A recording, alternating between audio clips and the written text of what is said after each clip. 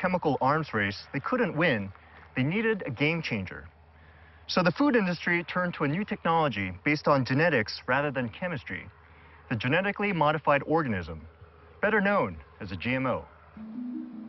80% of Greg Stone's crop is now genetically modified, engineered to produce its own toxin that's lethal to insects like the European corn borer. So why do farmers like Greg still need ag pilots like Robert? This is a picture of Robert's work, recorded over a period of 2 weeks by a GPS unit we attached to his plane. He's still spraying, just not as much as before. Unfortunately, some corn borers are resistant to the toxin that the GM corn produces. Robert's job is to make sure those bugs don't take over the gene pool. Between the GM toxin and the pesticides, the system is working, at least for now. All this modern technology means farmers today produce vast quantities of crops. Now it's late September, harvest time. And farmers need a 21st century workhorse to get this enormous job done.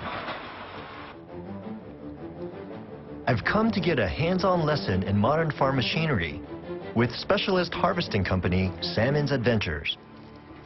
Hey, Roger. You? Whoa, these suckers are huge. And its boss, Roger Salmons. We're going to teach you how to drive it today. It's a little bit bigger than my Prius, but I'm game.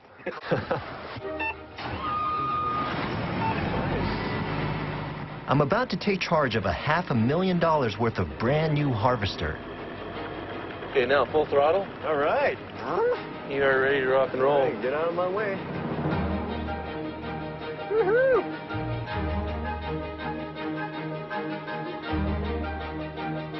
In fact, Roger's happy to let me lead the pack. The whole wheat crop now depends on a rookie. Fortunately, this big rig has a lot under the hood. A 360 horsepower engine, automatic controls, moisture sensors, even an optional GPS guidance system. Roger's machine can harvest 8,000 bushels of wheat per day. 60 years ago, the average combine harvested less than a quarter of that. Lift up on your header just a little bit. Lift up on my who? On my header? Plus sign, yep. Plus sign. Just, there you go. Good. Perfect. But mastering these levers isn't all it takes to produce a harvest. Oops, hit that. Oops. I'm going to assist you here. Yeah, no, please do. Here's the bigger picture. Harvesting is a job on the go. These are the places where about a dozen harvester teams, including the Salmons, stopped to do their work last season.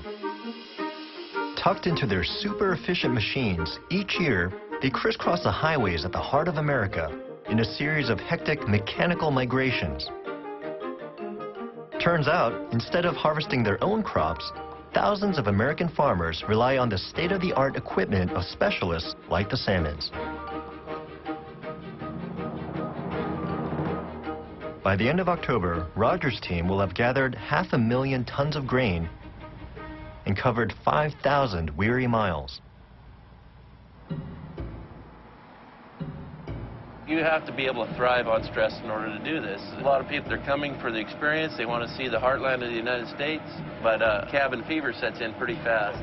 It really does. The odds are they're not going to come back next year. So there's a lot of turnover in this business. Oh, tremendous amount of turnover, yes.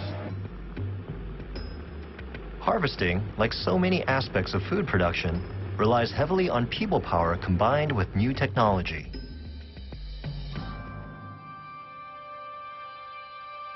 But sometimes, nature's way is the only option.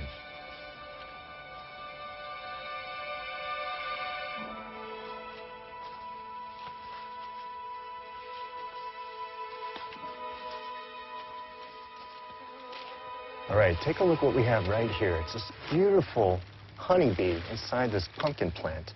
It's rolling around inside, sucking up the nectar, but while it's doing that, it's getting all this pollen all over its legs and the rest of its body. It's a beautiful sight, and it shows in action this delicate relationship between the honeybee and the flower itself That's absolutely critical to making sure that this turns into that. Even high-tech farmers haven't come up with a better method for pollinating their produce. But there aren't enough wild honeybees to do the job. Enter long-distance bee trucker David Heckenberg. We truck bees all over the United States. 1st of February is the big trucking trip to California to pollinate almonds. California is the country's biggest producer of almonds. But they couldn't grow a single one without the work of beekeepers like David. There's only 2 million hives of bees left in the United States. And it takes 1.5 million of them to pollinate the almond crop. Then the bees leave California and we truck the bees on to Georgia to the woods to get some clean food into them. David has to give them a kind of bee detox because the California almond trees have been treated with 7,000 tons of pesticides. And then our next pollination is apples in Pennsylvania in the middle of April. Once the apples are over, these bees all go to Maine to pollinate blueberries. And then pumpkins start mid-July. These bees we're sitting here looking at, this is Friday. Went downtown Pennsylvania last night and picked up 2 truckloads of bees and got home at 2:30 this morning, and here I am talking to you now.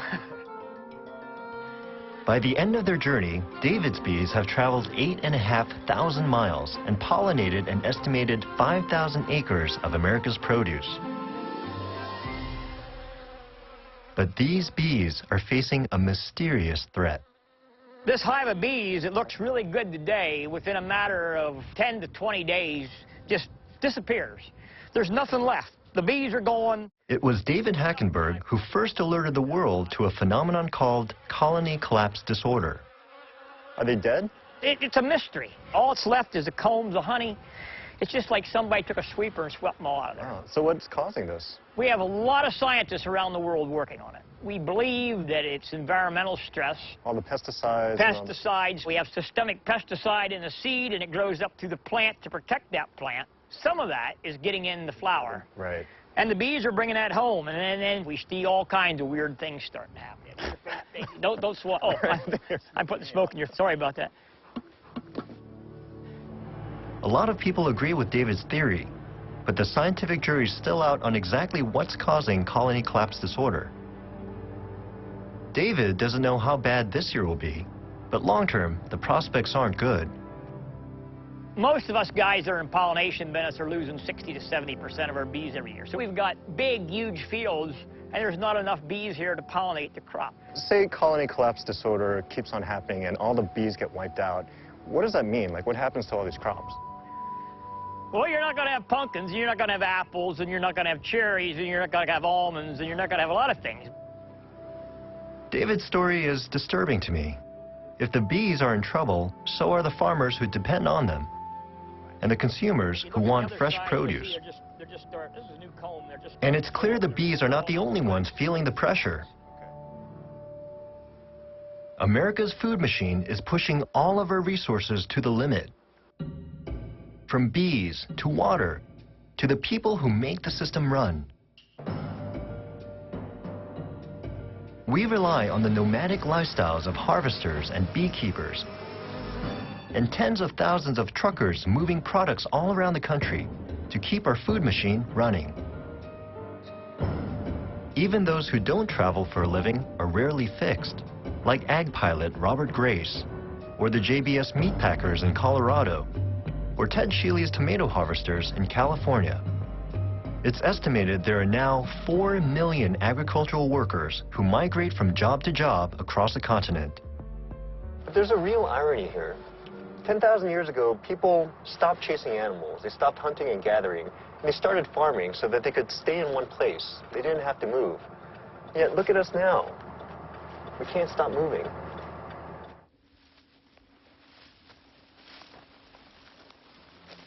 One reason that ag workers have to cover so much ground is that these days, there are a lot fewer people available to do those jobs. A century ago, 1/3 of us worked and lived on farms. Now, it's barely 2%. For the first time in human history, just 2% of the population can feed the other 98%. And a lot of farmers like Greg Stone, will tell you that technology has made their work a lot easier. The human element is becoming less and less of a factor. And that's good, because it doesn't matter if the sun's up, down, or if it's cloudy, or if it's Sunday or Saturday. It has eliminated a lot of the need for skilled humans. Sounds pretty different from what your grandpa did. I mean, would you consider yourself to be a farmer now? Now I'd be more of an input-output manager. But I do wonder all the time, what would Grandpa think of this? You know, it'd be fun to see his reaction. So it'd be cool. The original self-sufficient farmer, who laid the foundation for America's growth, has largely disappeared from the Midwest.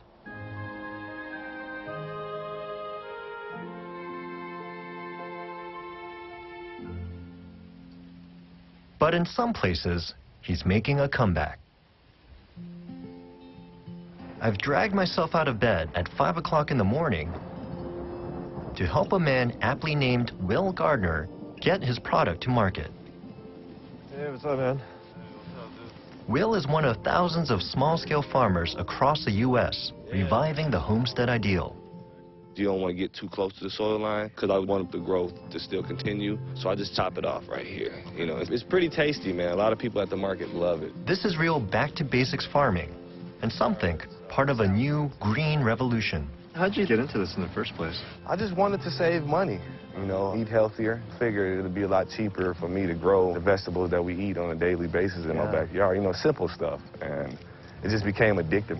They're very tasty. Do you use any, like, pesticides? No, just compost, man. So I put a lot of compost. I should have asked you that before I stuck that in my mouth. The amazing thing is, we're not in deepest rural Pennsylvania, or even suburban New Jersey.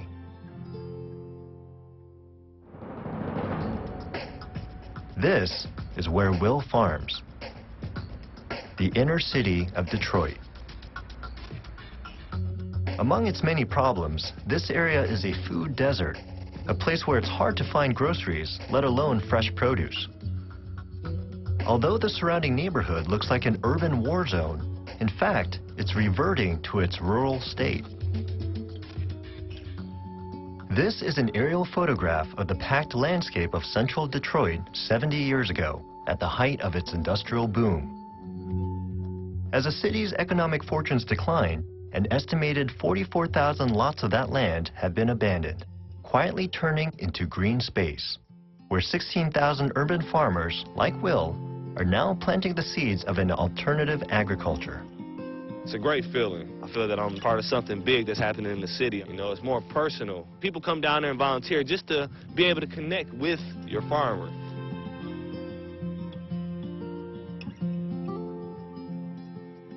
And that connection extends right into the heart of the city.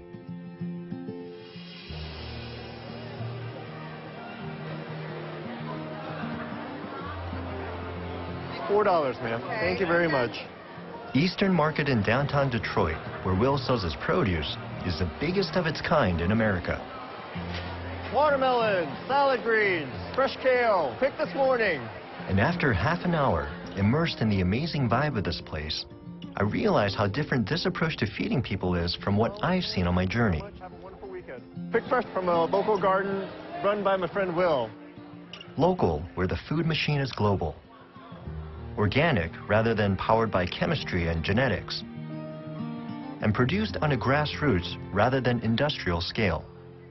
I think it's great there are alternative ways that we produce the majority of the fruits and vegetables that Detroiters need to be healthy.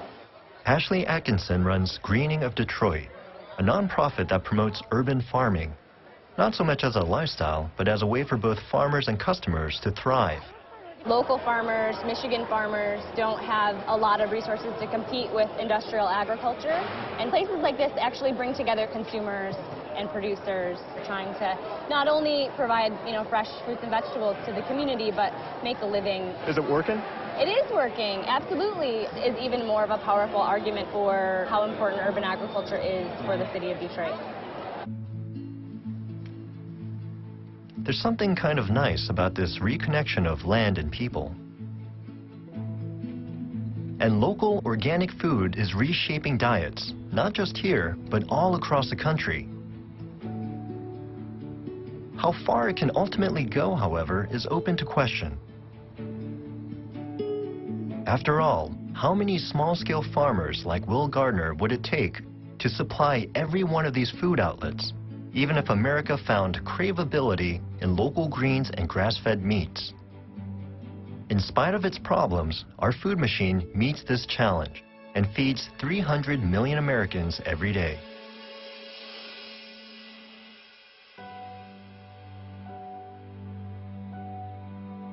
I've decided to go back to the heart of that industrial food machine high above the cornfields of Kansas to try and figure out where it's headed.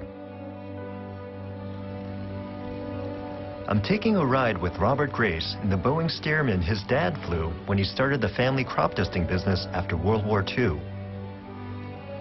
Between them, father and son have witnessed a revolution.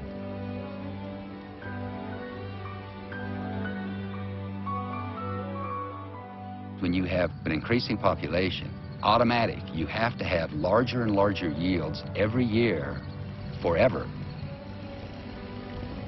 The food machine that Robert's dad and Greg Stone's granddad helped create some 70 years ago would be unrecognizable to them today. To sustain us, that machine faces many challenges. Maintaining this infrastructure we have to pay for that maintenance. So as that canal infrastructure ages, our cost is going to continue to rise. As our tastes evolve, craveability doesn't have to lead to more bloomin' onions. Trends are going to change again because now America is moving away from that high-fat diet. So we're going to see all these trends change again. New voices are growing louder, reviving old ideas. Something had to be done, and like I heard that silent cry for help, and I felt that we have some space out here I can contribute. For most of the time that humans have walked the earth, the biggest threat to human life was hunger. In 21st century America, our food machine gives us more food than most of us will ever need. But it's not just about producing more calories. The question we now face is, how can we feed ourselves in a way that's healthy for us and sustainable for the environment? I think the future is very bright for agriculture. These crops we grow today will not look anything like they do now in 5 years. And that's part of the fun, to be part of that. One thing's for sure. As this revolution continues, our food industry will have to reinvent itself, as it has done so many times before. To keep food on the table, we're counting on it.